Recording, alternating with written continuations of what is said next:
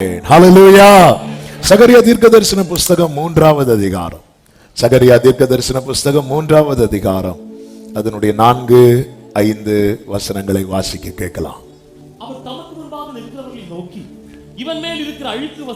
இவன் மேல் இருக்கிற அழுக்கு வஸ்திரங்களை களைந்து போடுங்கள் என்றார். பின்பு அவனை நோக்கி, பார், நான் உன் அக்கிரமத்தை உன்னிலிருந்து நீங்கச் செய்து உனக்கு சிறந்த வஸ்திரங்களை தரிப்பித்தேன் என்றார். அவன் சிரசின் மேல் சுத்தமான பாகையை வைப்பார்களாக என்றார். அப்பொழுது சுத்தமான பாகையை அவன் சிரசின் மேல் வைத்து அவனுக்கு வஸ்திரங்களை தரிப்பித்தார்கள். கர்த்தருடைய தூதன் அங்கே நின்றார். கைகளை உயர்த்தி ஒரு விசை கூட ஹல்லேலூயா. நம் வலது பக்கத்திலே கர்த்தர் நிற்க விரும்புகிறார். கொஞ்சம் டைம் தான் இருக்கிறது, ஒரு பெரிய செய்தி ஃபுல்லா முடிக்க முடியாது. எனவே நல்ல கவனமாய் கேட்கும்படி உங்களை அன்புடன் கேட்டுக்கொள்கிறேன். அவர் மிகுந்த இரக்கம் உள்ளவர், உருக்கமான இரக்கம் உள்ளவர் என்று வேதம் சொல்லுகிறது. 1000 தலைமுறைகளுக்கு இரக்கத்தை காக்கிறவர், மிகுந்த கிருபை உள்ளவர், மிகுந்த அன்புள்ளவர். கிருபையாகட்டும், அன்பாகட்டும், இரக்கம் இதெல்லாம் அவர்கிட்ட எப்படி இருக்கணும்? மிகுதியா இருக்கும். அப்படிப்பட்ட தேவன் நம்மை தமக்கென்று தெரிந்தெடுத்திருக்கிறார். அவர் நம் பக்கத்திலே நிற்க வேண்டும். தாவீது சொல்லுகிறார், நான் அசைக்கப்படாதபடிக்கு அவர் என் வலது பாரிசத்தில் நிற்கிறார். ஒரு சின்ன அசைவு நம்முடைய வாழ்க்கையில் வந்தாலே நம்ம ட்ராக் மாறிடும். எனவேதான் வலதுபுறமாயாவது இடதுபுறமாயாவது சாயும் போது வழி இதுவே, இதிலே நடவுங்கள் என்கிற சத்தம் துணிக்க கொஞ்சம் அது என்னன்னு பார்க்க திரும்பினாலே நம்ம ட்ராக் மாறிடும். தான் பீறி போட்ட சிங்கத்தை பார்க்கும்படிக்கு சிம்சோன் எப்படி போனான் என்று வேதத்தில் இருக்கிறது தெரியுமா? வழி விலகி போனான், பார்க்க தான் போனான், ஆனா ட்ராக் மாறிட்டான்.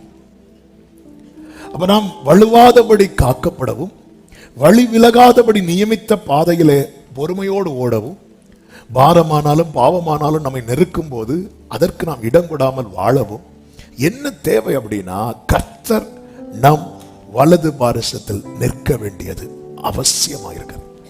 ஆனால் இங்கே இந்த வசனம் தெளிவாய் காண்பிக்கிறது, நீ பிரதான ஆசாரியனாய் இருந்தாலும் கர்த்தர் உன் பக்கத்தில் நிற்க வேண்டுமானால் உன்னில் என்ன காணப்பட வேண்டும் என்றால் சுத்திகரிப்பு, பரிசுத்தம் காணப்பட வேண்டும்.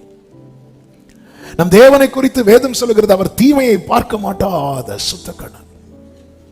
ஆண்டவர் என் கூட இருக்கணும் அப்படின்னு விரும்புறவங்க எல்லாம் கை தூக்க சொன்னா எல்லாரும் கை தூக்குவோம். வேண்டாம், யாருக்கு தான் வேண்டாம். ஆனா ஒரு சத்தியத்தை நீங்கள் புரிந்து கொள்ளுங்கள், கர்த்தர் என் கூட இருக்கணும்னு விரும்புறவங்க யாரெல்லாம் அப்படி விரும்புறீங்களோ நீங்க எல்லாம் கண்டிப்பா எதை விரும்பி ஆகணும் தெரியுமா? பரிசுத்தத்தை விரும்பி ஆக வேண்டும். என் கூட கர்த்தர் இருந்தே ஆகணும். நான் தண்ணீரை கடக்கும் போது என் கூட இருக்கணும், அக்னியில் நடக்கும், எல்லாம் நமக்கு தேவை. ஆண்டவருடைய சமூகம் நம்ம கூட இருக்க தேவை. கர்த்தர் கூட இருக்க வேண்டும் என்று விரும்புகிறவர்கள் கண்டிப்பாக விரும்ப வேண்டிய ஒரு முக்கியமான காரியம் உண்டு, அதுதான் ஹோலி லைஃப், பரிசுத்தம்.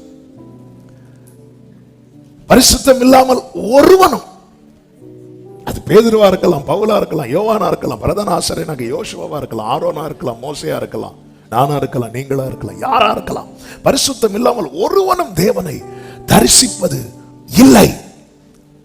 என் பக்கத்துல கர்த்தர் நிக்கணும்னா கண்டிப்பா என் வாழ்க்கை எப்படிப்பட்ட வாழ்க்கையா இருக்கணும் தெரியுமா? பரிசுத்தமுள்ள வாழ்க்கையா இருக்கணும். அதுக்கு நான் என்ன செய்ய வேண்டும்? இந்த பிரதான ஆசாரியனாக யோசுவா போல அவனுக்கு தன் ஸ்தானம் அல்ல இப்பொழுது கண்ணுக்கு தெரிகிறது. நான் யாரு? நான் சாதாரண ஆசாரியன் அல்ல, பிரதான இதெல்லாம் அவனுக்கு ஒரு மேட்டரே கிடையாது. அவனுக்கு தேவை என் பக்கத்துல அப்பா நிக்கணும். அதற்காக ஆண்டவரே, நான் நானாக வந்திருக்கிறேன், என்னை கழுவோ, என்னை சுத்திகரியும். கர்த்தருடைய பிள்ளைகளே, இதை நாம் விரும்பியே ஆகணும். எதை ரொம்ப விரும்புகிறோமோ அதற்காக தான் ஏங்குவோம். எதை குறித்து ஏங்குகிறோமோ அதை குறித்து தான் நம்முடைய ஜெபமும் இருக்கும், நம்முடைய பெருமூச்சும் இருக்கும். சீயோனை நினைச்சு, எருசலேமை நினைச்சதும் பாபிலோன்ல சிறைபிடித்து கொண்டு போகப்பட்ட ஜனங்கள் என்ன பண்ணாங்களாம்? தங்கள் கீத வாக்கியத்தெல்லாம் எடுத்து ஒரு செடிக்கு மேல வச்சுட்டு அந்த ஆத்து பக்கத்துல உட்கார்ந்து ஓன்னு அழுதாங்களாம். அதை நினைச்சாங்க, அவங்க இன்ஸ்ட்ருமெண்ட் எல்லாம் வச்சுட்டு அழ ஆரம்பிச்சிட்டாங்க. ஏன்னா அவங்களுக்கு அந்த எருசலேமின் வாழ்க்கையை மிஸ் பண்ணிட்டாங்க. அது அவங்களுக்கு திரும்ப வேணும். அதுக்காக அவங்க ஏங்கி ஏங்கி ஏங்கி ஏங்கி நினைக்கிறாங்க, ஏங்குறாங்க, அழுறாங்க. அப்படி அழுது பாடின பாடல் தான் 137வது சங்கீதம்.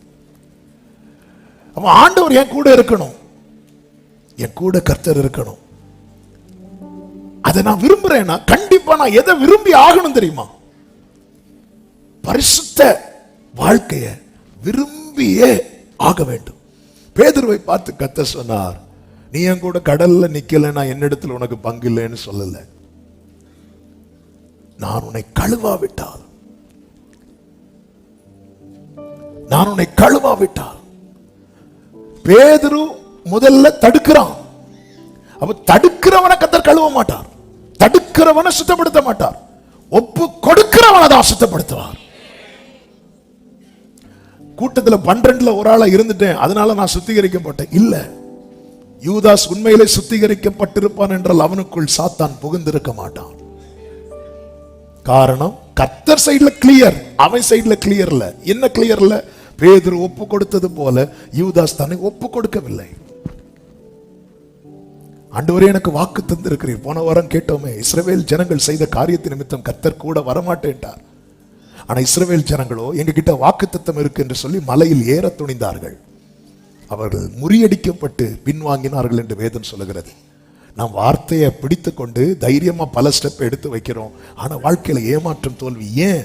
வார்த்தையை தந்தவர் கூட இல்லை. ஒரு வார்த்தை நமக்கு கொடுக்கப்பட்டது என்றால் அதை நிறைவேற்றுகிறவர் கூட இருக்கிறாரா என்பதை நினைத்து பார்க்க வேண்டும். எனவேதான் பிரதான ஆசாரியராகிய யோசுவா சுத்திகரிக்கப்பட தன்னை ஒப்பு கொடுக்கிறார். இவன் மேல் இருக்கிற அழுக்கு வஸ்திரத்தை எல்லாம் களைந்து போடுங்கள். கிரியைகளில் மாற்றம், சிந்தையில் மாற்றம், பார்வையில் மாற்றம், இப்படி ஒரு ப்ராசஸ் அவன் லைஃப்ல நடப்பதற்காக யோசுவா தன்னை ஒப்பு கொடுக்கிறான். அக்னி தழலை எடுத்து ஏசாயாவின் நாவை தொடுவதற்கு ஏசாயா தன் நாவை ஒப்பு கொடுக்கிறான். பவுலின் கண்களில் இருக்கிற செதில்கள் கீழே விழுவதற்கு பவுல் தன் கண்களை ஒப்பு கொடுக்கிறான்.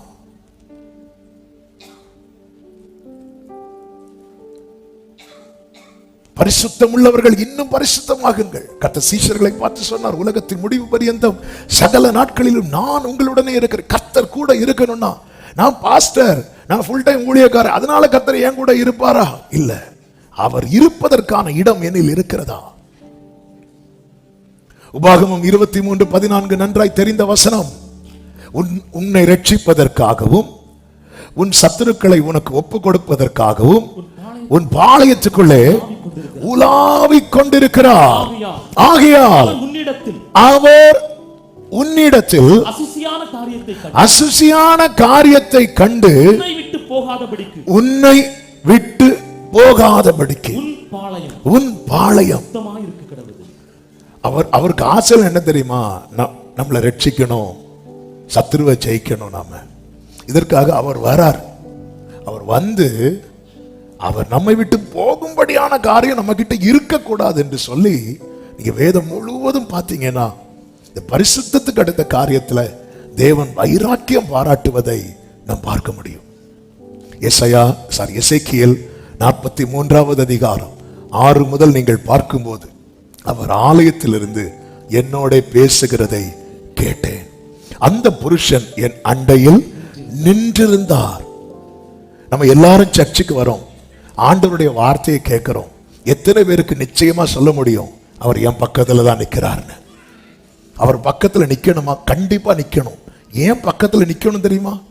மார்க்கு சுவிசேஷம் 16வது அதிகாரம் அதனுடைய கடைசி வசனத்துல இப்படி சொல்லப்பட்டிருக்கிறது, அவர்கள் புறப்பட்டு போய் எங்கும் பிரசங்கம் பண்ணினார்கள், கர்த்தர் அவர்களுடனே கூட கிரியையை நடப்பித்து வசனத்தை உறுதிப்படுத்தினார்.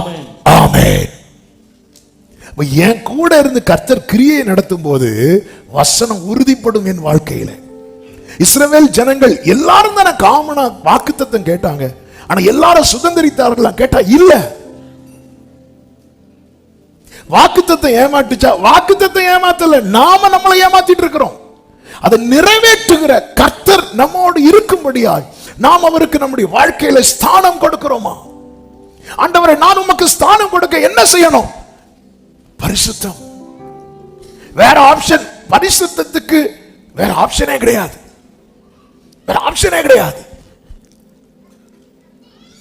ஆண்டவரே நான் சரியா இருக்கிறேனா, நீங்க என் பக்கத்துல நிற்பதற்கு ஏதுவான நிலையில நான் பரிசுத்தமா இருக்கிறேனா எனக்கு தெரியாது. அப்போ தெரியாது இல்ல, அப்போ நான் என்ன செய்யணும்? ஒப்பு கொடுக்கணும். நம்மில் பாவம் இல்லை என்பமானால் நம்மை நாமே வஞ்சிக்கிறவர்களா இருக்கிறோமா? நான் இப்போ பழைய மாதிரிலாம் கிடையாது தெரியுமா? நீங்க நிறைய பேர் அப்படிதான் பேசுவேன். நான் முந்தி பழைய ஆளா இருந்திருக்கணும், நடக்கதே வேற வேற மாதிரி நடந்திருக்கும். வேற மாதிரினா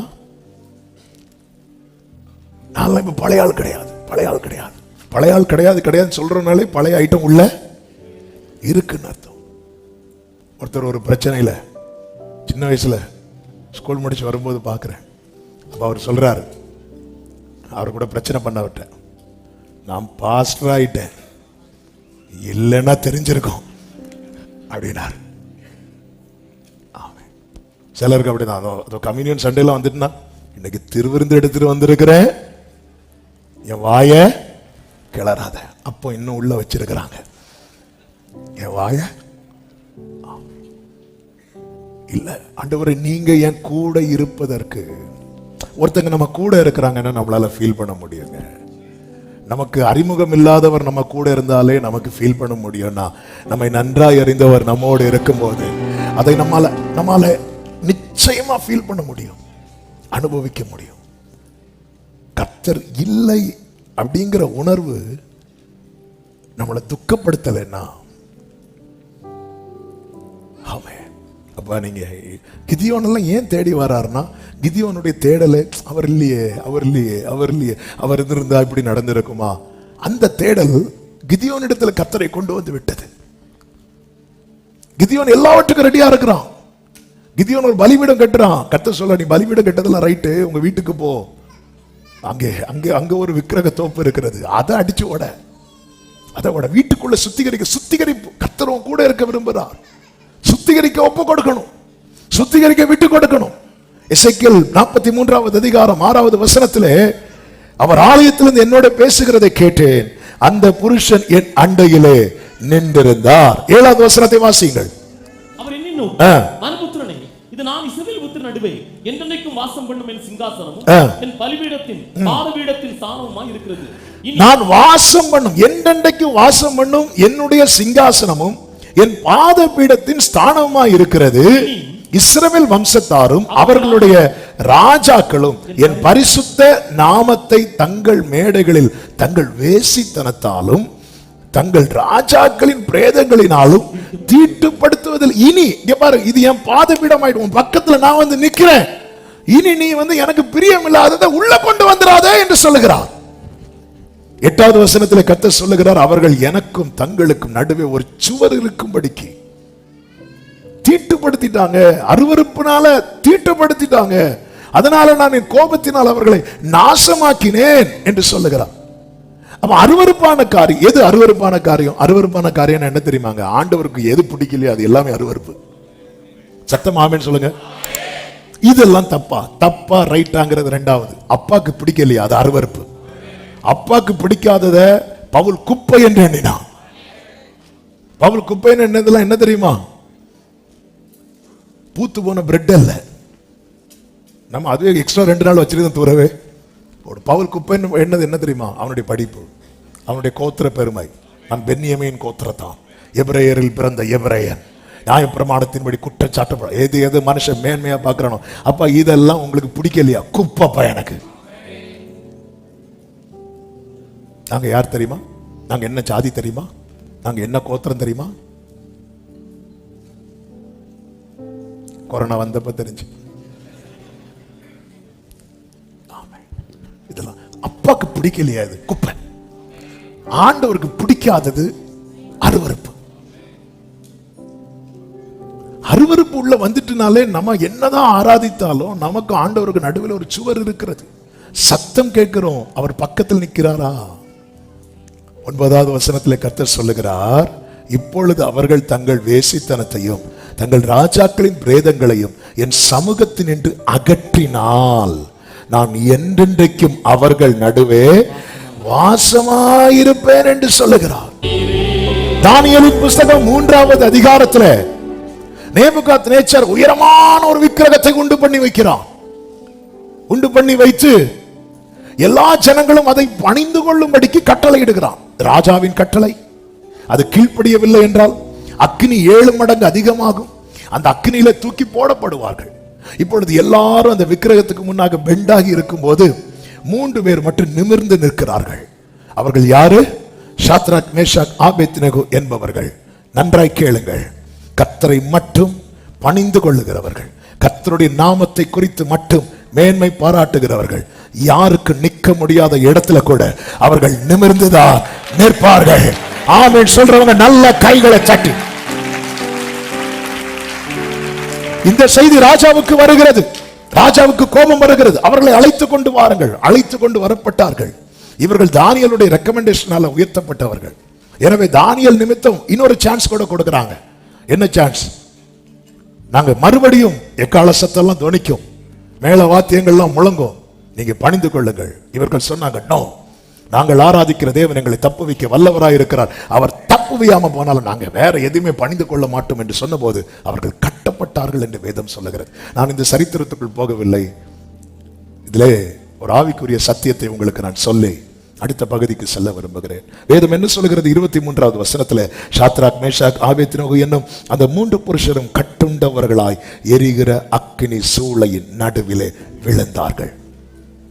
அக்கினி என்றாலே சோதனை. தேவ பிள்ளைங்க வாழ்க்கையில பலவிதமான சோதனை வரும். கண்களின் இச்சை, மாம்ச இச்சை, ஜீவனத்தின் பெருமை. இதை சந்திக்காத நபர்களே கிடையாது. ஆமென். ஆதி மனிதன் ஆதாமும் சந்தித்தான். பிந்தின் ஆதாமாய் வந்த இயேசுவும் இதை சந்தித்தார். இதை கிராஸ் பண்ணி தான் வரணும். ஆதாம் தோற்றான், இயேசு ஜெயித்தார். நாம் பழைய ஆதாமின் வழியிலே வந்து அவரால் மறுபடியும் ஜெனிப்பிக்கப்பட்டு இப்பொழுது விண்ணவருடைய பிள்ளைகளாய், இயேசுவின் பிள்ளைகளாய் இருக்கிறோம். அதன் அர்த்தம் என்ன? நாமும் ஜெயிக்கணும். நல்ல கவனமா கேளுங்க. இவர்கள் இப்போ கட்டப்பட்டு அக்கினியில விழுந்தார்கள். இவர்களை அக்கினியில தூக்கி போட்டதும் வேதம் சொல்லுகிறது 24வது வசனத்திலே, ராஜாவாகிய நேபுகாத்நேச்சர் பிரமித்து தீவிரமாய் எழுந்து தன் மந்திரிமார்களை நோக்கி, 3 புருஷர்களை அல்லவோ கட்டுண்டவர்களாக அக்கினியிலே போடுவித்தோம். அவர்கள் ஆம் ராஜாவே அப்படின்னாங்க. அடுத்ததாக இதோ 4 பேர் விடுதலையாய் அக்கினியின் நடுவிலே உலாவுகிறதை காண்கிறேன். அவர்களுக்கு ஒரு சேதமும் இல்லை. ஆனால் அதே நேரத்தில் கவனிச்சீங்கன்னா, இந்த அக்கினியில இவங்களை தூக்கி போட்டாங்கல்ல, அவங்களுக்கு என்னாச்சு?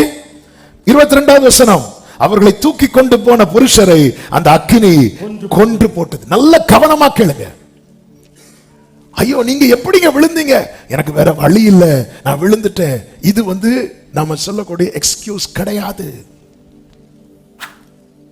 அவன் என் ஃப்ரெண்ட்ஸ் கூட போன இடத்துல எனக்கு வேற ஆப்ஷனே கிடையாது. இல்ல, இந்த அக்கினி பக்கத்துல போனாலே, சில பாவ சோதனை பக்கத்துல போனாலே இழுத்துரும். அப்படிதான் இந்த அக்கினி பக்கத்துல போனவனை எல்லாம் கதையை முடிச்சிட்டு, ஆனா இதுக்குள்ள தூக்கி போடப்பட்ட பிறகு 3 பேர் விடுதலையா நிக்கிறாங்கன்னா அதற்கான ஒரு காரணம் இருக்கிறது. நீங்க சினிமா பார்த்ததே கிடையாது. நான் சினிமா பார்த்ததே கிடையாது. எப்படி சொல்றீங்க? ஏன்னா எங்க வீட்டுல டிவி கிடையாது. இப்படி நிறைய பேர் இருப்பாங்க. எல்லா வாய்ப்புகள் இருந்தும், சூழ்நிலை எல்லாம் சூழ்ந்திருந்தும் ஒருத்தன் தன்னை காத்துக்கொள்ள முடியுமா அப்படின்னா முடியும். அதுதான் இன்னைக்கு பரிசுத்த ஆவியானவர் பேசுகிறார். ஆண்டவரே, இந்த அக்கினியில பக்கத்துல போனாலே, சில ஏரியால பக்கத்துல போனாலே விழுந்துருவாங்க. பக்கத்துல போனாலே விழ வைக்கக்கூடிய இவ்வளவு பெரிய சோதனையில இந்த 3 பேர் விடுதலையா இருக்கிறாங்க. இவரால தாங்க முடியல. அதாவது நம்மை விழத்தள்ளும்படி நினைக்கிறவனுக்கு தூக்கம் எப்போ கெடும் தெரியுமா? நம்ம விழலன்னு நினைக்கும் போது. இவன் கதை இந்த சோதனையில இவன் கதை முடிஞ்சு நினைக்கிற இடத்துல நாம விடுதலையோடு நிப்போம் தெரியுமா? அத கண்ணி தெரித்து நாம தப்புவோம் தெரியுமா? அதுதான் சாத்தானுக்கு கொடுக்கிறாடி. இப்போ இவன் சத்தம் போடுறான், உன்னதமான தேவனுடைய தாசர்களை வெளியே வாங்க, வெளியே வாங்க, வெளியே வாங்க. 3 பேரும் வெளியே வராங்க. வெளியே வந்த போது வேதம் என்ன சொல்லுகிறது? 27வது வசனத்தின் பிற்பகுதியை பாருங்கள். அக்கினியின் மனம் அவர்களிடத்தில் வீசாமல், அந்த ஸ்மெல் கூட வரல. அக்னியின் மனம் வீசலைனாலே அதன் அர்த்தம் என்ன? மற்றவங்க எல்லாம் இவங்க கிட்ட வந்து என்ன பண்ணி பார்த்திருக்கிறாங்க? ஆமென். சிலர் எல்லாம் சில இடத்துக்கு போயிட்டு வரும்போது ஒரு 10 அடி தூரத்துல வந்தாலே அடிக்கும். என்னங்க என்னங்க நீங்க உங்ககிட்ட இப்படி ஒரு ஸ்மெல் வருது, குடிச்சிருக்கீங்களா? குடிக்கலன்னு போன பிரதர், என் ஃப்ரெண்ட்ஸ் கூட போனேன், பெப்சின்னு ஊத்துனா.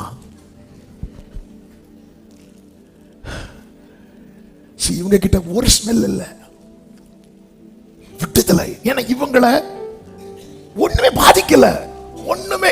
இத்தனைக்கும் இவங்க பரிசுத்தாவி நிறைவை பெற்றவர்கள் அல்ல. நமக்கு கிடைச்சது போல கிருபையெல்லாம் இவங்களுக்கு கிடையாது. நமக்கு இந்த சூடே தாங்க முடியல. கேட்டா ஓசோன்ல ஓட்ட விழுந்துட்டான். இது அக்னி 7 மடங்கு. அவங்க கிட்ட ஸ்மெல் கூட வரல. ஏன்? அவங்க கிட்ட கேட்டா கரெக்டா சொல்லுவாங்களான்னு தெரியாது. ஆனா நேபுகாத்நேச்சர் சொல்லுகிறான். அதனுடைய 28வது வசனத்தை பாருங்கள். ஷாத்ராக், மேஷாக், ஆபேத்நேகோ என்பவர்களுடைய தேவனுக்கு ஸ்தோத்திரம். அவர்கள் தங்களுடைய தேவனை தவிர வேறு ஒரு தேவனையும் சேவித்து பணியாமல் அவரையே நம்பி தங்கள் சரீரங்களை ஒப்பு கொடுத்ததினால் அவர் தம்முடைய தாசரை, கவனிச்சீங்களா? கர்த்தரை மட்டும் சேவிக்கிறாங்க, கர்த்தரை மட்டும் நம்புறாங்க. இந்த 2ஓட ஸ்டாப் பண்ணல. 3வது ஒரு முக்கியமான காரியம், தங்கள் சரீரங்களை ஒப்பு கொடுத்தாங்க. இன்னைக்கு கர்த்தரை மட்டும் ஆராதிக்கிற கூட்டம், நம்ம வேற எதையும் பணிந்து கொள்ள மாட்டோம். பணிறீங்களா? அப்படியே போகும்போது லைட்டா போட்டு போறீங்களா? இல்ல, கர்த்தரை மட்டும்தான் ஆராதிக்கிறோம், கர்த்தரை மட்டும்தான் நம்புறோம். ஆனா இந்த 2ஓட நம்ம ஸ்டாப் பண்ணிரோம். ஒரு அக்னி வரும்போது அந்த ஸ்மெல் நம்ம மேல அடிக்குது, கொஞ்சம் பக்கத்துல போனாலே இடறோம். லைட்டா ஒரு வாலிபனை குறித்து நீதிமொழிகள்ல சொல்லப்பட்டிருக்கிறது. ஒரு ஸ்திரீ வீட்டுக்கு பக்கத்துல போனதுமே அவன் வழிமாறி போகிறான் என்று வேதம் சொல்லுகிறது. லைட்டா ஷார்ட்ஸ் தான் பார்த்துட்டே இருப்போம். அப்படி பார்க்கும்போது அப்படியே கண்கள் இழுக்கும். கீழே சொல்லப்பட்டிருக்கும், இதன் முழு வீடியோவை பார்க்க லிங்கை கிளிக் செய்யும். அடிப்போம் பாருங்க, கிளிக்கு. ஆமே. ஆனா நம்ம ஆட்கள் அக்னிக்குள்ள தூக்கி போட்டதுக்கு அப்புறமும் ஸ்மெல் கூட அவங்க சரீரத்துல வரல. ஏன்னா இவங்க சேவிக்கிறவங்க மட்டும் இல்ல, நம்புறவங்க மட்டும் இல்ல, தங்கள் உச்சம் தலை முதல் உள்ளம் கால் வரை தங்கள் ஆவி, தங்கள் ஆத்மா, தங்கள் சரீரம் முழுவதையும் ஒப்பு கொடுத்தவங்க. ஹல்லேலூயா. ஒப்பு கொடுத்தவங்க, ஒப்பு கொடுத்தவங்க. ஆமென். ஹல்லேலூயா. தோடு ஆண்டவரே, என் ஒவ்வொரு அவயவத்தையும் நான் உங்களுக்கு ஒப்படைக்கிறேன். ரோமர் 6வது அதிகாரம் 13வது வசனத்தில் சொல்லப்பட்டிருக்கிறது, நீங்கள் உங்கள் அவயவங்களை அநீதியின் ஆயுதங்களாக பாவத்திற்கு ஒப்புக்கொடாம. நல்ல கவனிங்க, இந்த பாவங்கிற எண்ணம் வரும்போது நம்முடைய அவயவங்கள் தான் அதை செயல்படுத்துகிறது. அதுதான் பவுல் சொல்லுகிறார், என் சரீரத்துல வேறொரு பிரமாணம் இருக்கு. மனசுல நன்மை செய்யணும், பரிசுத்தமா வாழணும் இருக்கு. ஆனா சரீரம் என்ன சொல்லுதுன்னா, இதை செஞ்சிரு, இதை பார்த்துரு, இதை கேட்டுரு, இதை பேசிரு அப்படின்னு சொல்லுது. அதனால சொல்றாரு, இந்த அவயவங்களை அநீதியின் ஆயுதங்களாக பாவத்துக்கு ஒப்புக்கொடாமல் உங்களை மரித்தோரிலிருந்து பிழைத்திருக்கிறவர்களாக தேவனுக்கு ஒப்பு கொடுத்து. மரித்தோரிலிருந்து பிழைத்திருக்கிறவர்கள் என்ன தெரியுமா? ரட்சிக்கப்பட்டவங்க. நீ ரட்சிக்கப்பட்டவனா, நீ உன் அவயவங்களை நீதிக்குரிய ஆயுதங்களாக தேவனுக்கு ஒப்பு கொடுங்க. அப்படியே 19 சொல்லப்பட்டிருக்கிறது, உங்கள் மாம்ச பலவீனத்தின் நிமித்தம் மனுஷர் பேசுகிற பிரகாரமாக பேசுகிறேன். அக்கிரமத்தை நடப்பிக்கும்படி முன்னே நீங்கள் உங்கள் அவயவங்களை அசுத்தத்திற்கும் அக்கிரமத்திற்கும் அடிமைகளாக ஒப்பு கொடுத்தது போல. சில காரியத்தை சில சூழ்நிலை வரும்போது செய்யக்கூடாதுன்னு தான் நினைக்கிறேன், செய்யறேன். அப்படி ஒரு நிலைமைக்கு வர காரணம் என்ன தெரியுமா? நம்முடைய அவயவங்களை நம்ம அடிமைகளை ஒப்பு கொடுத்திருக்கிறோம். அதுல இருந்து தான் கர்த்தர் விடுவித்திருக்கிறார். இப்பொழுது பரிசுத்தமானதை நடப்பிக்கும்படி உங்கள் அவயவங்களை நீதிக்கு அடிமையாக. எது நடப்பிக்கும்படிக்கு? பரிசுத்தமானது. என் கை இன்னும் பாவம் செய்யுதுன்னா நான் என் கையை ஒப்பு கொடுக்கலன்னு அர்த்தம்.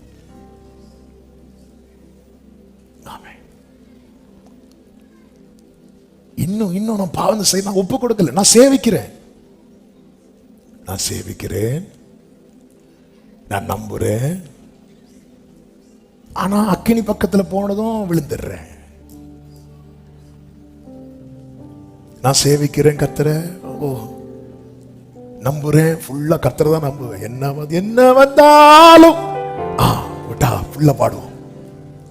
ஆனா அக்கினி பக்கத்துல போனாலே ஆளை காணல. சொல்லுவோம் 2 நாள் நல்லா இருக்கிறேன், 3ஆவது நாள் டல் ஆகிட்டேன், முடிஞ்சு. ஆனா இவங்க உள்ள போனதுக்கு அப்புறமும் இவங்க கிட்ட இந்த ஸ்மெல்லே வரல. ஏன்னா இவங்க ஒப்பு கொடுத்தாங்க. அப்படி தேவனுக்கு அடிமைகளை ஒப்பு கொடுக்கிறதுனால என்ன கிடைக்குமா? 22வது வசனத்தை வாசியுங்கள். இப்பொழுது நீங்கள் பாவத்தினின்று விடுதலையாக்கப்பட்டு தேவனுக்கு அடிமைகள் ஆனதினால் பரிசுத்தமாகுதல் உங்களுக்கு கிடைக்கும் பலன் முடிவோ. சத்தமா ஆமென் சொல்லுங்க. நீ ரட்சிக்கப்பட்டுட்டல, அதனால எப்படி வாழ்ந்தாலும் உனக்கு நித்திய ஜீவன் கிடைக்கும்னு சொல்லல. நம்ம ஃப்ரூட் ஹோலி லைஃப்னா, ஹோலினஸ் தான் ஃப்ரூட்டா இருக்குமானால் அந்த நித்திய ஜீவன் கண்டிப்பா கிடைக்கும். இல்லை என்றால் எல்லாமே ஒப்பு கொடுக்கணும். பலியாக காணிக்கையா அதனாலதான் பவுல் சொல்லுகிறார், நான் அனுதினமும் சாகிறேன். பவுல் நம்மள மாதிரிதான், அவருக்கு கோபம் வந்துட்டுன்னு வைங்களேன், அப்படி கட் பண்ணிடுவார். மார்க்குவ தானே கட் பண்ணுவார். மார்க்குவ கட் பண்ணிடுவார். வேண்டாம். அதுல 2 பேருக்கு சண்டையே வரும். பவுலுக்கும் பர்னபாவுக்கு சண்டை வரும். அதுல 2 பேர் பிரிஞ்சு போனாலும் பரவாயில்ல, அவனை நான் சேர்க்க மாட்டேன். அதுக்கப்புறம் பவுல் பாருங்க எழுதும் போது மார்க்குவ கூட்டிட்டு வா அப்படிம்பாரு. கடைசி வரை ஏன்னா அவர் ஒப்பு கொடுக்கிறார், அனுதினம் சாகிறார். அவர் சொல்ற நான் என்னை உயர்த்தாதபடியும். பவுலுக்கு ஒரு கேரக்டர் இருக்கு, கொஞ்சம் ஏதாவது வந்துட்டுனா நான் அவங்க எல்லாரை விட அதிகமா அப்படி சொல்ல முள்ளு குத்தம். ஆண்டவரே நான் அல்ல, எனக்குள்ள இருக்கிற கிருபையே அப்படி செஞ்சது. பவுல் அதை அக்செப்ட் பண்றார், தன்னுடைய குறைய தன்னுடைய பலவீனத்தை அக்செப்ட் பண்றார். நிருபத்தை முடிக்கும் போது, அதாவது முதிர் வயது மீன்ஸ் அவருடைய ஓட்டத்தின் கடைசி பகுதியில் எழுதுறார். தீமோத்தேயுக்கு எழுதும் போது சொன்னார், பாவிகள்ல பிரதான பாவிங்கிறார். யாருங்க இப்படி சொல்லுவா? ஏன்னா அவருக்கு தெரியும், அவர் தன்னுடைய பலவீனத்தை அவர் சொல்ற, என் பலவீனத்தை குறித்து நம்ம மேன்மை பாராட்டுறேன். அவருக்கு லைஃப்ல ஒண்ணு முடியல, பலவீனம் வந்து ஆண்டவர்கிட்ட போய் சொல்லிடுவார், ஒப்பு கொடுக்கிறார். அதனாலதான் நான் கிறிஸ்துவுடனே கூட சிலுவையில் அறையப்பட்டேன்னு சொல்றார். அவருக்கு லைஃப் எப்படி கொண்டு வந்துட்டாருன்னா, நான் அல்ல கிறிஸ்து. அதுக்காக என்ன செய்கிறார்? அடிமையா ஒப்பு கொடுக்கிறார். எனவே தான் சொல்லுகிறார், எல்லாவற்றையும் அனுபவிக்க எனக்கு அதிகாரம் உண்டு. பல காரியங்களுக்கு கவர்மெண்டே கிரீன் சிக்னல் கொடுத்துட்டு, நம்ம ஊர் கொஞ்சம் பெட்டர். இந்த வெளிநாட்டுல எல்லாம் பாத்தீங்கன்னா, அதாவது சோதோம் கோமரா பாவத்துக்கெல்லாம் நிறைய சர்ச்சஸ்லயே அக்செப்ட் பண்ணிட்டாங்க. அமெரிக்கா, கனடா போன்ற நிறைய நாடுகள்ல இப்போ வந்த பிரசிடென்ட் அது கிடையாதுன்னு சொல்லிட்டாரு. கர்த்தருக்கு ஸ்தோத்திரம் உண்டாவதாக. நிறைய நாடு அதுக்கு ஒரு சர்ச்சில் ஒரு பிரீஸ்ட் அகைன்ஸ்டா பேசுறாங்க.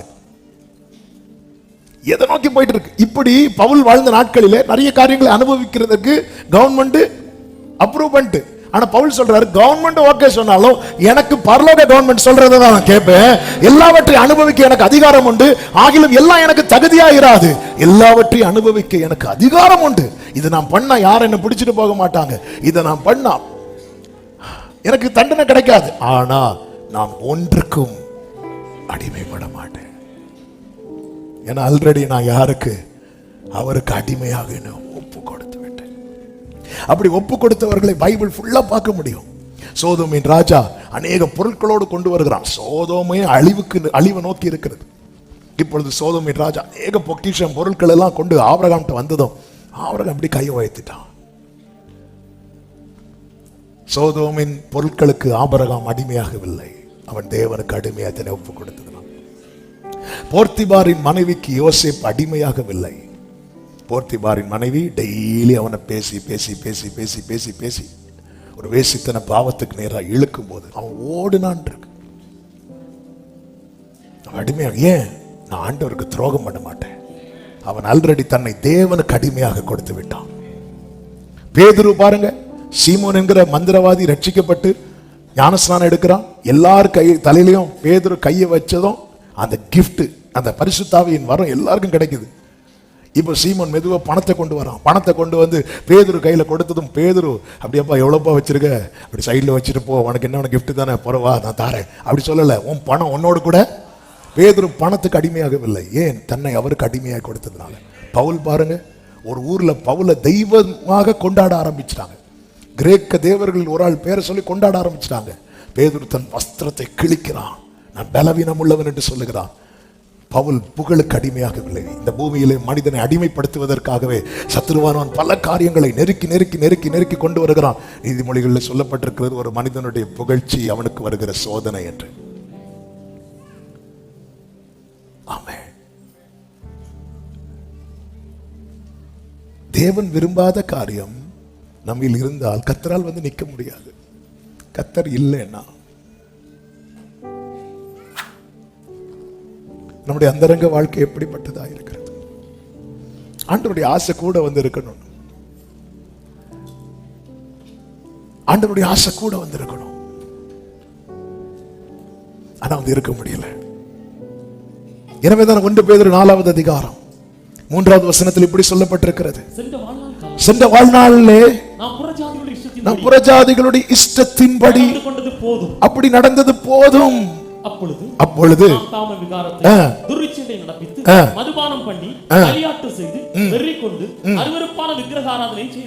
அதாவது மற்றவங்க நடந்தது போல நடந்தது போதும், அதுக்கு ஃபுல் ஸ்டாப் வை. காம விகாரம், துரிச்சை, மதுபானம், களியாட்டு, வெறிகொண்டு, அருவருப்பான இதெல்லாம் எது அப்படின்னா, இந்த மாம்சம் சிலதை விரும்பும் தெரியுமா? இந்த விரும்புறதுக்கெல்லாம் உள்ள இடம் கொடுக்கிறது. நாம் அவருடைய பிள்ளைங்க தான், அதுல மாற்றம் இல்லை. உரிமையை எடுக்கும்போது பிள்ளையா உரிமை எடுங்க, ஆனா ஒப்பு கொடுக்கும் போது அடிமையா ஒப்பு கொடுக்கணும்.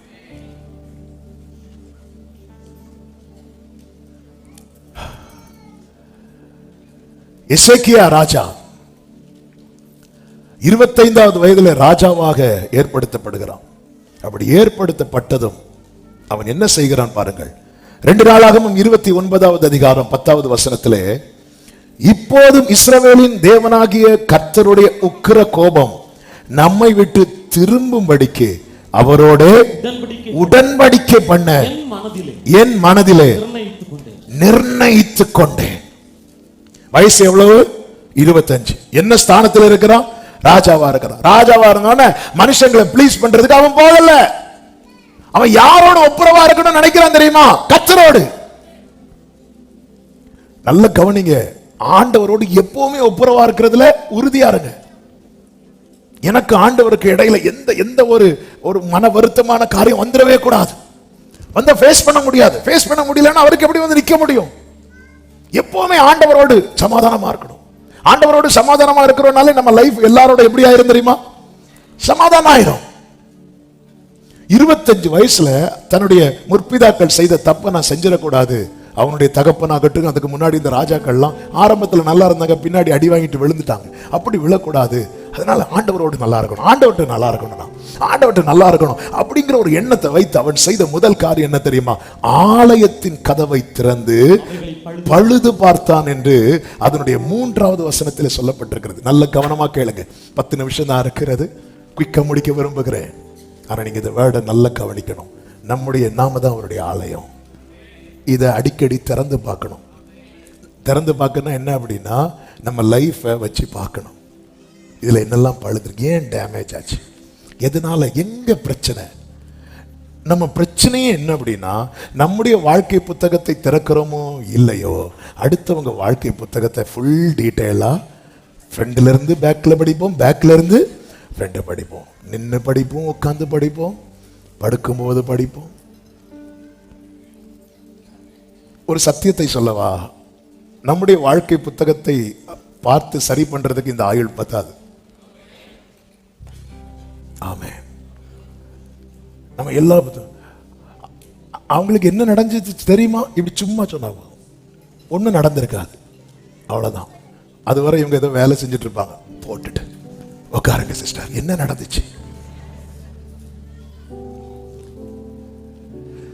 25 வயசு பையன் ஆலய கதவை திறக்கிறான். ஏன்னா அவருடைய கோபம் ஒரு நிமிஷம். ஆண்டவர் என்ன சொல்வார்? இமைப்பொழுது என் முகத்தை உனக்கு, இமைப்பொழுது மறைத்தா என்னாகும் தெரியுமா? அதுல என்ன சொல்லுவா தெரியுமா? சிறுமைப்பட்டவளே, பெருங்காற்றில் அடிபட்டவளே, தேற்றரவட்டவளே. இதெல்லாம் எப்படி ஆச்சு தெரியுமா? இமைப்பொழுது. இமைப்பொழுதுன்னு என்ன? நீங்க மூடாதீங்க, அப்புறம் முடிஞ்ச பிறகு எழுப்புவீங்க. இமைப்பொழுதுன்னு என்னன்னா இவ்வளவுதான். அவர் கொஞ்சம் அப்படி கண்ணை மூடி திறக்கிறதுக்குள்ள ஒருத்தி லைஃபே முடிஞ்சிட்டு. அப்படிதான் ஏசாயா 54. சிறுமைப்பட்டவளே, பெருங்காற்றில் அடிப்பட்டவளே, தேற்றரவட்டவளே, இளம் பிராயத்தில் விதவை போல இருக்கிறவளே. ஓ, இதுக்கெல்லாம் ரீசன் என்ன ஆண்டவரே? இமைப்பொழுது என் முகத்தை மறைத்தேன். நம்ம என்ன நினைக்கிறோம்? அவர் இமைப்பொழுது மறைச்சாலும் கொஞ்சம் சகிச்சிட்டு, சகிக்க முடியாது. அவன் எவனை விழுங்கலாம் என்று சாத்தான் பார்த்துட்டு இருக்கிறான். நல்ல கவனமா கேளுங்க. 2 முறை படகில் சென்ற போது கடல் கொந்தளித்தது. ஒரு முறை இயேசு இல்லாமல் சென்றார்கள், இன்னொரு முறை இயேசு படகில் இருந்தும் இயேசுவோடு உறவாடாமல் இருந்தார்கள். ஒரு சின்ன கேப் போதும் கொந்தளிப்பு வாழ்க்கையிலே கொண்டு வருவதற்கு. ஆவியானவர் சபைகளுக்கு சொல்லுகிறதை காதுள்ளவன் கேட்க கடவுள். பழுது பார்க்கணும், நம்ம லைஃப் பார்க்கணும். நான் எங்க கோட்டை விட்டேன்? என் லைஃப்ல என்ன பிரச்சனை? நம்ம அதாவது நமக்கு சாப்பாடுக்கு பிரச்சனை இல்லை, வஸ்திரத்துக்கு பிரச்சனை இல்லை, தங்குற இடத்துக்கு பிரச்சனை இல்லை, வேலையில பிரச்சனை இல்லை, படிப்புல பிரச்சனை இல்லை. நம்ம இதை பார்த்துட்டு சரி பண்ண வேண்டியவர்களை சரி பண்ணாம இருக்கிறோம். நமக்கு எது பாதிக்குதுன்னா, சாப்பாடுக்கு பிரச்சனை வந்தா பாதிக்குது, சம்பளத்துல பிரச்சனை வந்தா பாதிக்குது, வேற இதுல தங்குற இடத்துல பிரச்சனை, இந்த மாதிரி காரியங்கள் வரும்போது நமக்கு வலிக்குது. ஆனா நம்ம லைஃப்ல நிறைய விஷயத்தை கோட்டை விட்டுட்டு இருக்கிறோம். கர்த்தர் வந்து பக்கத்தில் நிற்பதற்கான பரிசுத்த ஸ்தானமாய் நம்முடைய வாழ்க்கை இல்லையே என்கிற உணர்வே நமக்கு இல்லாமல் இருக்கிறது. இவன் பழுது பார்க்கிறான். பழுது பார்த்து லேவியர் எல்லாம் கூப்பிடுறாரு. கூப்பிட்டு சொல்றாரு, 6வது வசனத்தை பாருங்க. நம்முடைய பிதாக்கள் துரோகம் பண்ணி நம்முடைய தேவனாகிய கர்த்தரின் பார்வைக்கு பொல்லாப்பானதை செய்து அவரை விட்டு விலகி தங்கள் முகங்களை கர்த்தருடைய வாசஸ்தலத்தை விட்டு திருப்பி முதுகை காட்டினார். நல்ல கவனமா கேளுங்க. ஏன் ஆண்டவருடைய கோபம் வந்துச்சு? ஏன் கோபம் வந்துச்சுன்னா, இவங்க முகத்தை காட்டுறதுக்கு பதில், சத்தமா சொல்லுங்க, முதுக காட்டுறாங்க. உங்க பாக்கெட்ல எவ்வளவு ஐடென்டி கார்டு வச்சிருக்கீங்க? லைசன்ஸ் வச்சிருக்கீங்க, ஆதார் கார்டு வச்சிருக்கீங்க, பாஸ்போர்ட் இருக்கு, ரேஷன் கார்டு இருக்கு, போஸ்ட் ஆபீஸ் கார்டு இருக்கு, வேற நிறைய கார்டுகள் இருக்கு. எதுலயாவது உங்க முதுக போட்டோ எடுத்து கொடுத்துருக்கீங்களா? உங்க ஆதார் கார்டை பாருங்க, அது ஐடென்டிட்டி கார்டு. அது வந்து நம்மை அறிந்து கொள்வதற்கான கார்டு. ஆனா அதை பார்த்து அறிய முடியாது, அப்படி இருக்கும் போட்டோ. இருந்தாலும் நம்ம ஃபிளைட்ல போறோம், ஐடி கார்டு கேட்கறாங்க, ஐடி கார்டு கொடுக்குறோம், ஆதார் கார்டு கொடுக்குறோம், அதுல நம்ம முதுகு போட்டோ இருக்குன்னா என்ன செய்வாங்க? அங்கிருந்து தள்ளி விடுவாங்க. எல்லாத்துக்குமே நம்ம முகத்தை காட்டுறோம், ஆனா ஆண்டவர்கிட்ட மட்டும் முதுக காட்டுறோமே.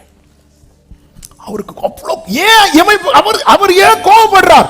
அவர் ஏன் கோபப்படுறாருன்னா, அவர் உன் முகத்தை பார்க்க விரும்பும் போது நீ உன் முகத்தை காட்டுறதுக்கு பதிலா முதுக காட்டுற. ஆண்டவருடைய விருப்பம் என்ன தெரியுமா? அவருடைய சாயலால் உருவாக்கப்பட்ட என்னையும் உங்களையும் அவர் பார்க்க விரும்புகிறார். தேவனுக்கும் சபைக்கும் இடையே இருக்கிற தெய்வீக காதல், அந்த உன்னதமான உறவை வெளிப்படுத்தும் புத்தகம் தான் உன்னத பாட்டின் புத்தகம். அதிலே நேசர் சொல்லுகிறார், ஆமே, தனக்கு பிரியமானவளை பார்த்து உன்னத பாட்டு 4வது அதிகாரம் அதனுடைய 1வது வசனத்திலே, நீ ரூபவதி, என் பிரியமே நீ ரூபவதி, உன் முக்காட்டின் நடுவே உன் கண்கள். ஆண்டவர் எப்படி எதை பார்க்கிறார் பாருங்க. அவருக்கு பிரியமானவள் எப்படி வந்து நிக்கிறா? அவருக்கு முன்னாடி அப்படி முக்காட்டு போட்டு நிற்கும் போது கர்த்தர் அந்த கேப்ல என்ன பார்க்கிறார் பாத்தீங்களா? முக்காட்டு. சிலர்லாம் முக்காடு போடுறதே தூங்குறதுக்கு. நல்ல கவனமா கேளுங்க. சபையை அவர் உன் முகத்தை பார்க்க விரும்புகிறார். ஏன் இவன் முக்காடு போட்டு நிக்கிறா? ஏன்னா அவளுக்கு ஒரு காம்ப்ளெக்ஸ் இருக்கு, நான் கருப்பா இருக்கிறேன். ஆனா இவளுக்கு நேசர் ரொம்ப பிடிக்கும். இப்ப நேசர் வராரு, வந்ததும் இவன் அப்படி முக்காடு போட்டு அப்படி நிக்கிறான். நேசர் அப்படி பார்க்கிறார், உள்ள பார்த்துட்டு, ஹே உன் கண்கள் புறா கண். இவ சொல்லிட்டு இருக்கிறா இதுவரை. நீங்க வீட்டுல போய் படிங்க. அவருடைய கண்கள் புறா கண்கள் என்று இவ பாடிட்டு இருக்கும் போது அவர் அவளை பார்த்து பாடுறார், உன் கண்கள் புறா கண்கள். மூன்றாவது வசனத்திலே உன் முக்காட்டின் நடுவே உன் கன்னங்கள் வெடித்த மாதுளம் போல இருக்கிறது. அதாவது இவ்வளவு தாங்க முடியல, தாங்க முடியும். ஏன்னா இவ இதெல்லாம் சொல்லி அவரை பாடிட்டு இருக்க, நேசரை வர்ணித்த வார்த்தைகள். இப்பொழுது நேசர் அதே வார்த்தையை சொல்லி எங்க முக்காட்டின் நடுவே கண்ணு மட்டும்தான் காட்டுறா, கண்ணை மட்டும் தான் காட்டுறா. அதை பார்த்து அவர் சந்தோஷப்படும் போது, அப்ப நான் இருக்கிறேன்னு சொல்லி நம்ம முகத்தை காட்டும் போது, ஹல்லேலூயா, ஆண்டவர் கேட்கிறான்னு வைங்களேன், ஏமா மூடிட்டு இருக்கிற? ஆண்டவரே நான் கொஞ்சம் கருப்பா இருக்கிறேன். வெளியில என்ன சொல்ல, நான் கருப்பா இருந்தாலும் சம்மதிக்க மாட்டாங்களே, அது வெயில் பட்டு. ஆமென். ஆண்டவர் சொல்றார், உன் முகத்தை எனக்கு காண்பி. உன்னத பாட்டு 2வது அதிகாரம் 14வது வசனம். கண்மலையின் வெடிப்புகளிலும் சிகரங்களிலும் மறைவிடங்களிலும் தங்குகிற என் புறாவே, உன் முகரூபத்தை எனக்கு காண்பி, உன் சத்தத்தை நான் கேட்கட்டும். எனக்கு காட்டுப்பா. ஆண்டவரே, நான் ஒருவேளை என்ன அப்படியே காட்டினேன்னா உங்களுக்கு பிடிக்காம போயிட்டா, நீ காட்டு. இவள் தன் முக்காட்டை விலக்கி காண்பித்த போது, அடுத்த அதிகாரங்களில் படிக்கும் போது தெரியும், கர்த்தர் சொல்லுகிறார், என் பெரியமே, நீ பூரண ரூபவதி, உன்னில் பழுது ஒன்றும் இல்லை. சபையே, உங்களை ரசிக்கிறதற்கென்று ஒருவர் பரலோகத்தில், அதாவது நம்மளை ஒருத்தங்க பார்க்கறாங்கனாலே நம்ம வேல்யூ இன்க்ரீஸ் ஆகல. அவர் இப்படி பார்க்க சபையை விரும்புகிறார். ஆதாம பார்க்க வரும்போது ஆழம் இல்ல, அசுத்தம் நம்மில் குடியிருக்கும் போது நம்மால் தேவனுக்கு நம்மை காண்பிக்க முடியாது. ஆனால் ஆதாமே, நீ எங்க இருக்கிற? உன் முகத்தை ஒண்ணு காட்டிட்டு போயிருப்ப. முக பாசம் ஜாஸ்தியாகும் போது அந்த நபரை பார்க்கணுங்கிற ஏக்கம் இருக்கும். ஒரு வாட்டி ஒன்ன பார்த்துட்டு போயிற, முகத்தை காட்டிட்டு போ. இல்ல ஆண்டவரே, நான் பார்க்க முடியாது. நல்ல கவனிங்க, முதுக காட்டுனோம்னாலே கர்த்தரை கோபப்படுத்துறோம்னு அர்த்தம். முகத்தை காட்டுறோம்னா கர்த்தருடைய இரக்கத்தை பெற்றுக்கொள்ள நிற்கிறோம்னு அர்த்தம். இளையகுமாரன் தகப்பனை விட்டு தூரம் போகும்போது தகப்பன் பார்த்துட்டே இருக்கிறார். அவன் திரும்பி போறான். அவன் தகப்பன் கண்ணுக்கு முன்னாடி எது மட்டும் இருக்கு தெரியுமா? முதுகு மட்டும் இருக்கிறது. அப்பா திரும்பியே போகல. மகனே மகனே ஓடி போகல, ஓடி போகல. அவன் போகும்போது அப்பா வீட்டில இருந்து பார்த்துட்டே இருக்கிறார். முதுக காட்டுறான். முதுக காட்டி கோபத்தை உண்டாக்காது. அவர் அன்புள்ளவர் தான், இரக்கம் உள்ளவர் தான். ஆனா அவன் முகத்தை பார்த்தா தான் அது கிடைக்கும். முதுக பார்த்துல. ஆனா அதே குமாரன் திரும்பி வந்த போது தூரத்துல இருந்து முகத்தை பார்த்ததும், நான் இப்படி நம்புறேன், இவன் முதுக காட்டிட்டு போனால, போகும்போதாவது ஒரு வாட்டி இப்படி திரும்பி பார்த்திருந்தா அப்பா ஓடி போய் அவனை பிடிச்சிருப்பா. இவன் முதுக காட்டிட்டே போறான். ஏன் முதுக காட்டிட்டு போறான்? ஏன்னா அவனுக்கு தேவையானது கையில இருக்கு. யார் முதுகை காட்டுகிறார்கள் தெரியுமா? 3 காரியத்தை வேகமா சொல்லுகிறேன். 1, தேவைக்கு மட்டும் தேவனை தேடுகிறவர்கள். எரேமியா 2:27 வேகமாய் வாசியுங்கள். அவர்கள் தங்கள் முகத்தை அல்ல, தங்கள் முதுகை எனக்கு காட்டினார்கள். அந்த அவர்கள் யாருன்னா, ஆபத்து காலத்திலோ எழுந்து, அதாவது ஏதாவது பிரச்சனை வரும்போது, ஏதாவது தேவை வரும்போது மட்டும் ஆண்டவரே ஆண்டவரேன்னு வந்து நிக்கிறாங்க தெரியுமா?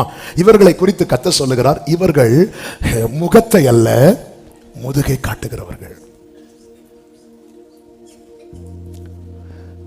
சபையே, நம்ம ஆண்டவரை தேடுறது நமக்கு ஒரு தேவைக்கு மட்டும்தானா?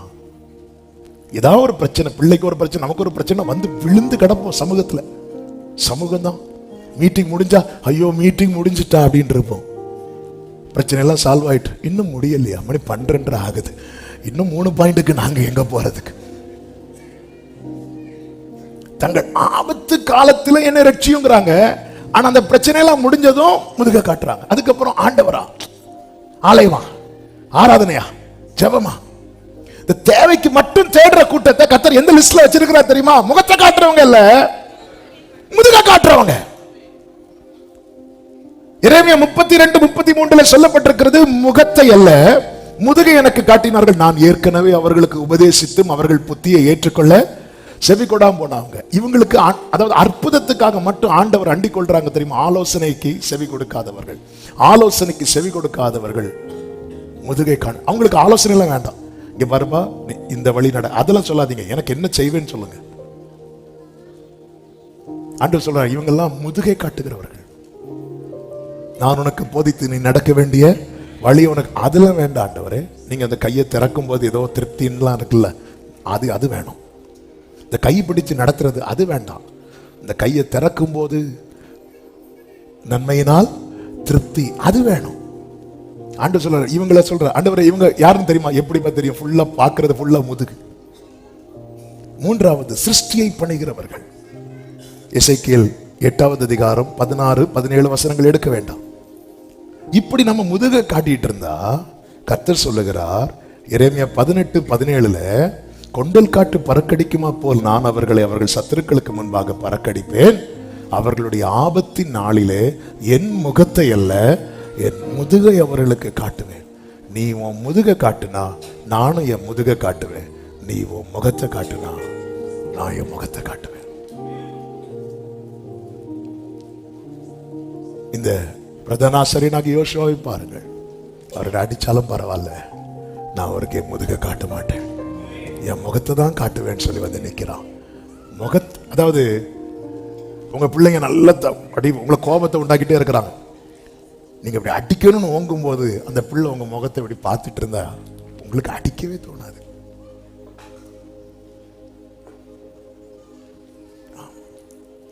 அப்படி நல்ல கோபம் வரும், அந்த பிள்ளை உங்க முகத்தை இப்படி பார்த்துட்டே இருக்கும். உங்களுக்கு சரி சரி பாப்பா, பொல்லாதவர்களாக நாமே இப்படி இருக்கும் போது, அன்பு சபையே கேளுங்கள். முதுகை காண்பித்து கோபத்தை சம்பாதிக்காதிருங்கள், முகத்தை காண்பித்து இரக்கத்தை பெற்றுக் கொள்ளுங்கள். ஒரு சம்பவத்தை 5 நிமிடத்துக்குள் சொல்லி நான் செபித்து முடிக்க விரும்புகிறேன். நாபால் என்கிறவனுடைய செயல் தாவீதுக்கு ரொம்ப கோபத்தை உண்டாக்கும். தாவீது விசாரிக்க ஆட்களை அனுப்பும் போது நாபால் அவர்களை வந்து ரொம்ப கனவீனப்படுத்தி அனுப்பி விடுவான்.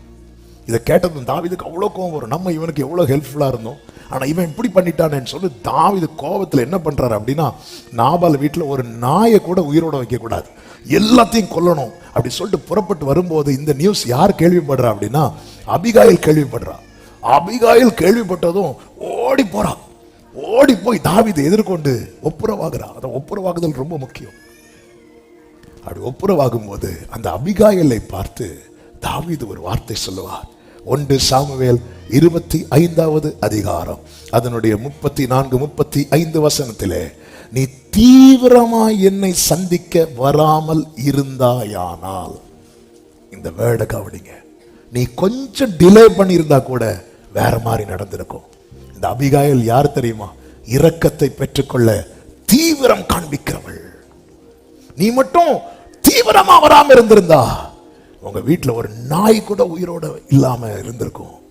ஆனா இன்னைக்கு அது தடுக்கப்பட்டது. ஏன் தெரியுமா? நீ என்னிடத்தில் வர தீவிரம் காண்பித்தாய்.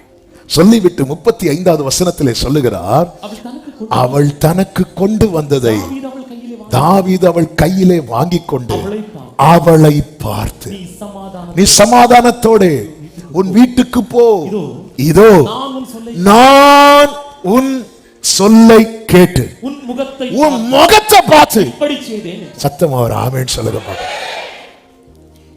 உன் முகத்தை பார்த்து, சரி நான் ஒன்னும் செய்ய மாட்டேப்பா அப்படின்ட்டார். எப்படி புறப்பட்டு வந்தார் தெரியுமா? அந்த வீட்டுல ஒரு நாய் கூட இருக்கக்கூடாது. அபிகாயில் வந்து இப்படி தாவீதை பார்த்து, சரிம்மா போமா, தீவிரம் காட்டுங்கள், கர்த்தருக்கு உங்கள் முகத்தை காண்பிக்க. ஐயோ நான் காட்டினா இல்ல இல்ல இல்ல, தீவிரம் காட்டுங்கள். இந்த அபிகாயிலை பிற்பாடு தாவீது வந்து தனக்கு சொந்தமாக்கி கொண்டு போனார் என்று வேதம் சொல்லுகிறது. இந்த அபிகாயிலை போல தீவிரம் காட்டுங்கள். அடி அவரை பாருங்க, அவரை பார்த்துட்டே இருங்க. அவருக்கு அடிக்கணும்னு வர இடத்துல ஆசீர்வதிச்சுட்டு போறார்.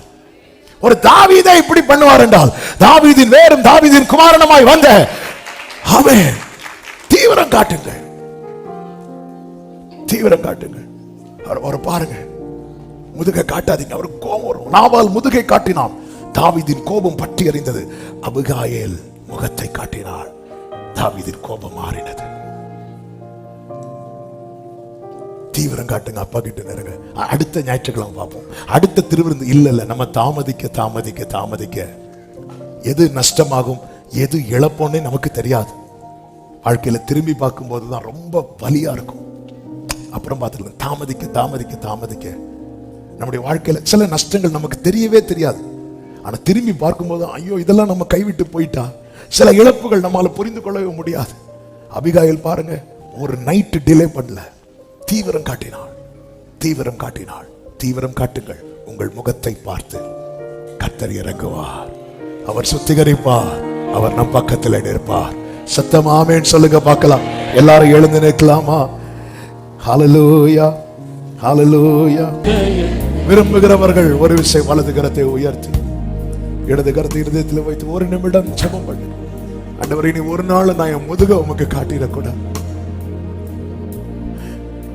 கர்த்தர் யோபுவின் முகத்தை பார்த்தார். அவருடைய பிள்ளையின் முகத்தை பார்த்ததும் எல்லாம் ரெண்டு தனியா கொடுத்தாரு. அப்பா, உங்க பிள்ளைப்பா, நான் பாக்குற மாதிரி இல்ல, ஆனா நான் வந்து நிக்கிறேன். நான் ஒரு நாளும் தானியேல் முதுகை காட்டும்படியான ஒரு சூழ்நிலை வந்துச்சு. விண்டோலாம் க்ளோஸா இருக்கு. தானியேலால் அது முடியல. அப்படியே விண்டோ ஓபன் பண்றான். என்னதுன்னு அர்த்தம்? அப்பா, என்னால முதுகை காட்ட முடியாதுப்பா உங்களுக்கு. நம்ம ஜெபத்தை பூட்டி போடும்போது முதுகை காட்டுறோம். தேவனை தேடுறதை விடும்போது முதுகை காட்டுறோம். ஆனா நமக்கு ஒரு பிரச்சனை வரும்போது வரும். ஆண்டவர் சொல்றார், இல்ல இல்ல இல்ல, அதை என்னால் அக்செப்ட் பண்ண முடியாது.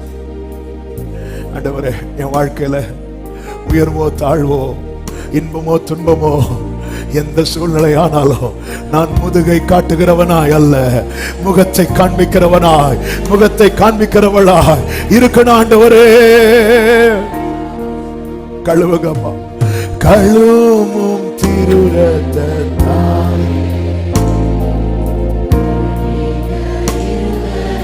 ஆமென். கழுவும் கரை நீங்க இருதயத்தை. பரிசுத்த பிதாவை, நல்ல தகப்பனை நன்றியோடு துதிக்கிறோம். மிகுந்த கிருபையினால் உங்க சமூகத்திலே கொண்டு வந்து பாட, துதிக்க, ஆராதிக்க, ஜெபிக்க நீர் பாராட்டின தயவுக்காய் நன்றி. எங்களோடு பேசினீர். எங்கள் பக்கத்தில் நீர் நிற்க விரும்புகிறீர். நீர் விரும்புகிற அதே பரிசுத்தத்தை நாங்களும் விரும்பி பரிசுத்தமாகுதலை பெற்றுக்கொள்ள, இன்னும் பரிசுத்தமாக ஆண்டவரே உம்மோடு இணைந்து பயணிக்க, உம்மோடு இணைந்து வாழ, ஆண்டவரே முதுகை அல்ல முகத்தை காண்பிக்கிறவர்களாய் காணப்பட கர்த்தர் எங்களுக்கு உதவி செய்யும். அந்த ஒவ்வொருவரை ஆசீர்வதிங்க. இந்த வாரம் ஒவ்வொருவருக்கு நன்மையாய் ஆசீர்வாதமாய் இருக்க கர்த்தர் கிருபை செய்யும். தேவைகளை சந்தியும் கண்மணி போல காத்துக்கொள்ளும். கிருபை சூழ்ந்து கொள்ளட்டும். எழுதுகிற பிள்ளைகளுக்கு நல்ல ஞான கிருபைகளை கொடுங்க. கர்த்தர் நடத்தும் பெரிய காரியங்களை செய்யும். மகிமை, கனம், துதி, ஸ்தோத்திரங்கள் அனைத்தும் ஒருவருக்கே செலுத்துகிறோம். இரட்சகர் இயேசு கிறிஸ்துவின் நாமத்தில் பிதாவே, ஆமென். சேர்ந்து சத்தமாய் சொல்லுவோம். என் ஆத்துமாவே கர்த்தரை ஸ்தோத்திரி, முழு உளமே அவருடைய பரிசுத்த நாமத்தை ஸ்தோத்திரி. என் ஆத்துமாவே கர்த்தரை ஸ்தோத்திரி, கர்த்தர் செய்த சகல உபகாரங்களை மறவாதே. ஆமென். நம்முடைய கர்த்தராகிய இயேசு கிறிஸ்துவின் கிருபையும் பிதாவாகிய தேவனுடைய அன்பும் பரிசுத்த ஆவியானவருடைய ஐக்கியமும் சிநேகமும் பாதுகாவலும் நம் அனைவரோடும் எல்லா பரிசுத்தவான்களோடு கூட கர்த்தருடைய வருகை மட்டும் தங்கியிருப்பதாக. ஆமென். ஹல்லேலூயா. God bless you. கர்த்தர் உங்களை ஆசீர்வதிப்பாராக. ஆமென்.